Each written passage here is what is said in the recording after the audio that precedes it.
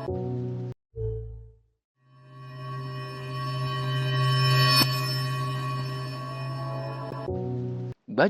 àgbà olórin fújì nì tó jẹ́ aṣíwájú fáwọn olórin fújì lórílẹ̀‐èdè yìí tó tún jẹ́ máyégún ilẹ̀ Yorùbá àti olórí akílẹ̀ ọmọọba Ìjẹ̀bú Alhaji Wasiu Ayinde Ọmọgbọ́láhàn Marshal ẹni tọ́pọ̀ èèyàn mọ̀ sí K1 The Ultimate ó mà ti jẹ́ kó di mímọ̀ o pé òun ti múra láti gbé ìgbésẹ̀ ńlá báyìí ìyẹn ìgbésẹ̀ láti tẹ̀síwájú nípa ẹ̀kọ́ òun ìyẹn láti lọ kàwé sí i ní iléèwé gíga ìyẹn yunifásitì. Ní ọ̀sẹ̀ tó kọjá tí K1 The Ultimate tó ń bá àwọn oníròyìn sọ̀rọ̀ inú mà jẹ́ kó di mímọ̀ o èpè gbogbo ayé ló mọ̀ bó tilẹ̀ jẹ́ pé òyìnbó ẹnu òun ó dátọ́ tóun sì lè kọ tóun lè kà á ṣùgbọ́n gbogbo èèyàn ló mọ̀ wípé òun kò parí iléèwé nígbà tóun wà lọ́dọ̀ọ́ tó sì jẹ́ pé àánú àti oore ọ̀fẹ́ lòun gbà tí òun fi mọ ìwé tóun fi mọ kọ mọ̀ ká tóun tún sọ èdè òyìnbó tó dáńtọ́ lẹ́yìn òun báyìí. Ní báyìí Wasiu Ayinde jẹ́ kó di mímọ̀ o wípé láìpẹ́ láì jìnnà lòun yóò padà sí iléèwé òní iléèwé gíga Ọlábísí Ọ̀nàbànjọ yunifásitì èyí tó wà ní ìlú Àgọ́-Ìwòye ní ìpínlẹ̀ Ògùn ẹni òun yóò ti bẹ̀rẹ̀ ẹ̀kọ́ padà báyìí. Wasiu Ayinde jẹ́ kó di mímọ̀ ó ní láìpẹ́ yìí ní iléèwé náà ni wọ́n ṣe ètò ńlá kan tí àwọn ẹ̀ka tí wọ́n ti ń kọ́ nípa orin ìyẹn music department tí wọ́n ṣẹ̀ṣẹ̀ dá sílẹ̀ nínú iléèwé náà tí wọ́n ṣe ètò kan tí wọ́n sì pe òun gẹ́gẹ́ bí àlejò pàtàkì ó lásìkò tí wọ́n ń kọ orin tó tún wá jẹ́ orin òun táwọn ọmọ akẹ́kọ̀ọ́ náà ń kọ inú orí òun wù tóun sì rí wípé àwọn àtúnṣe kan wà tóun lè ṣe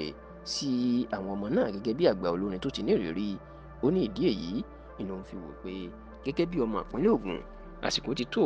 láti fọwọ́sowọ́pọ̀ pẹ̀lú iléèwé náà kóun bá wọn ṣe ẹ̀ka ilé orin wọn láti jẹ́ kí òde tí yóò máa gbé àwọn ògo ńláńlá jáde ní ọdọọdún. Ìdí èyí rèé tí Wasiu Ayinde lòun yóò fẹ́ padà sí iléèwé Ọlábísí Ọ̀nàbànjọ yunifásitì láti kẹ́kọ̀ọ́ sí bẹ́ẹ̀ ló lóun ti bá àwọn ọ̀gá iléèwé náà sọ̀rọ̀ tó sì ní láìpẹ́ yìí lòun yóò tún di akẹ́kọ̀ọ́ ní ọmọ ọdún 67 years of age tóun wà báyìí. Wasiu Ayinde wá jẹ́ kó di mọ̀ ó ní bóun bá ti dé iléèwé Ọlábísí Ọ̀nàbànjọ yunifásitì ó ní nǹkan tóun yóò ṣe òun ni wípé òun yóò rí bóun pé gbogbo àwọn ọmọ ìpínlẹ̀ Ògùn tó lórúkọ tí wọ́n jẹ́ gbajúmọ̀ olórin pàápàá àwọn olórin bíi Ọlámídé Bàdó tí ó ń kọ orin tàkasúfè Ibrahim Ayọ̀ tí ọ̀pọ̀ èèyàn mọ̀ sí Wizkid ó ní òun náà ọmọ ìpínlẹ̀ Ògùn ni òun yóò pè wọ́n àti àwọn olórin jàǹkànjàǹkàn míì bíi Adéwálé Àyùbá Ṣẹ̀fí Àlàó àti àwọn míì tí wọ́n jẹ́ ọmọ bíbí ìpínlẹ̀ Ògùn láti jọ fọwọ́sowọ́pọ̀ kí wọ́n gbé ẹ̀ka orin iléèwé Ọlábísí Ọ̀nàbànjọ yunifásitì tó ṣẹ̀ṣẹ̀ dá sílẹ̀ kán gbé ekúgè àgbà èyí tí yóò jẹ́ kí ó di ìtẹ́wọ́gbà káàkiri àgbáyé tí ó sì máa gbé àwọn ògo ńláńlá tí ó máa gbé jáde ní ọdọọdún. Ní báyìí máyégún general máyégún gbogbo ilẹ̀ Yorùbá Alhaji Wasiu Ayinde Marshal ó ti jẹ́ kó di mímọ̀ o pé òun ti fẹ́ di akẹ́kọ̀ọ́ padà báyìí òun sì ti fẹ́ padà sí iléèwé àti pé iléèwé Ọlábísí Ọ̀nàbànjọ yunifásitì